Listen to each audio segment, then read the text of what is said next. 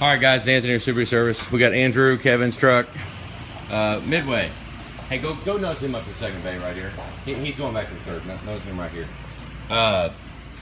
Okay, Midway. Damn it. Okay, they did STC fitting and injectors on both sides. So when they did that, let's just look. Okay, the bolts were stripped. We just now had to get the hammer and we had to pound one of them. I don't know where the hell it's at. Where's the busted ass one? That one. Yeah. But you know what? We got it all out. No biggie. Look at this. Okay. Look at that. You guys see that? Midway did.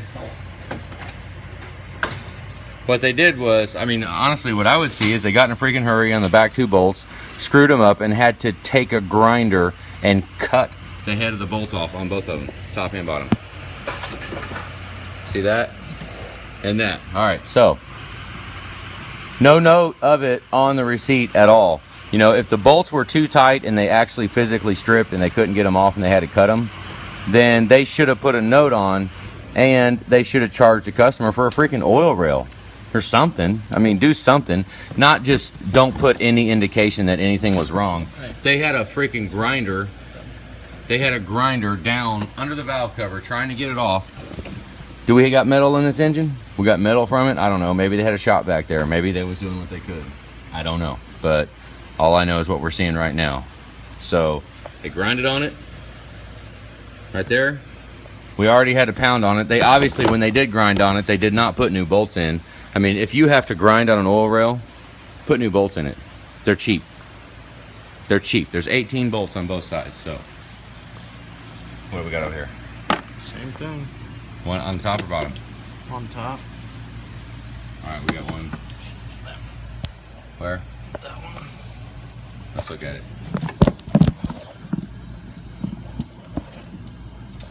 I can't see.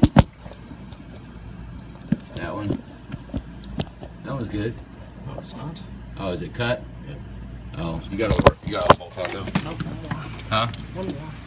All right, last bolt coming out. Hang on. Okay, so I mean, all it is just dealers, you know.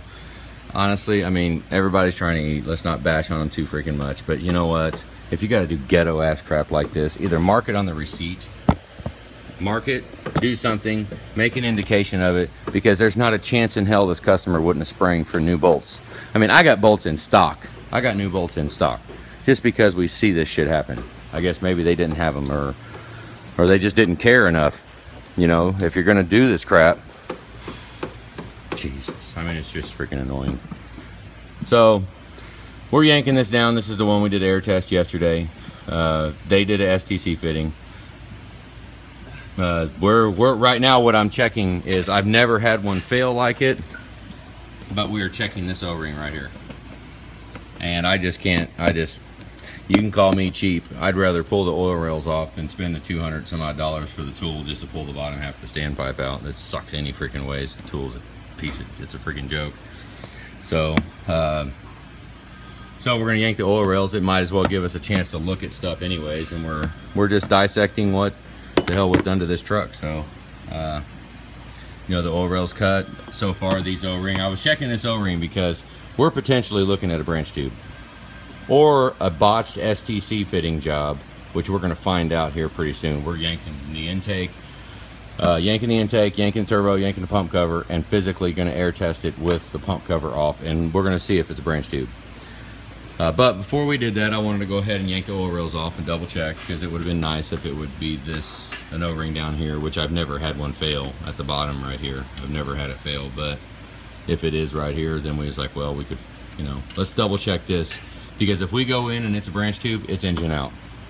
We're yanking the engine, and we're gonna we'll go ahead and machine it, possibly stud it, put lifters in it, reseal it, branch tube, you know, basically new engine harness. We're gonna go through and do a bunch if it's a branch tube. It's gonna get, this will be a different truck when it's over. But thought I would just show that real quick. I'm gonna go ahead and upload this video, and when we get the pump cover off, I'll probably go live on the pump cover when we take it off because it's going to be one of them where Do you want to show this? where people will want to see, you know, because if it's on Midway, then we're going to want to. I mean, we are live streaming too, so they're not going to be able to say that we. Jesus H. freaking Christ. I mean, give me a break. It's not. Look at that. When they got the oil rail off, they could have at least ground it down square. But then they couldn't grind it down square because unless they cut the bolt shorter. You see that? Look how crooked it is. Yeah. Shit, take your truck to the dealer, they said. It's the best place you could go, they said. I mean, not all dealers are bad. I mean, like Mike, we love Mike. But he's in Ontario, freaking Canada. So either, you know, take it to Ontario or take it to Eric in Ohio, you know. But this is the kind of crap I see locally. This is the kind of crap that I see from dealers locally. You know what I would do if I had to do that? I would sell them a freaking oil rail. You want to see? Hang on. Yeah. I mean, this is our little storage area back here. I would have grabbed an oil rail off the shelf. Sold them another oil rail.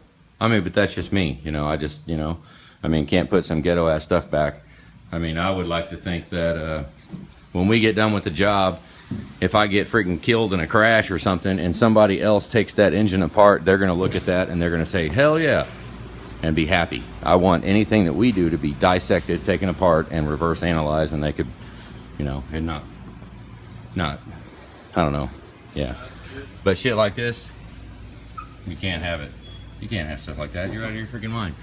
All right, so the standpipes are good. So I'm getting back over here. I got my own freaking thing going in the first bay. This is Cole's bay here. So let's see what injectors we got. They have been replaced a long time ago, though. That one, is that one? I can't see all the way over there. Yeah, that one's been replaced.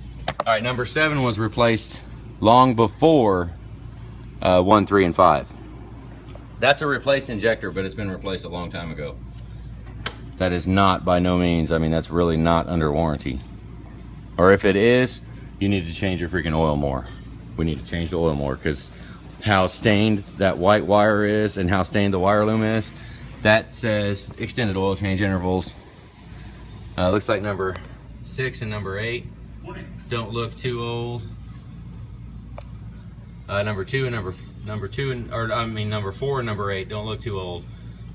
That one and that one. But number 2 and number 6 are ridiculously old.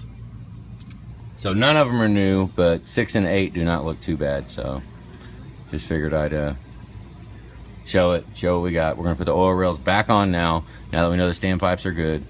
Put the oil rails back on and let her go. And then we're gonna start taking the top end apart.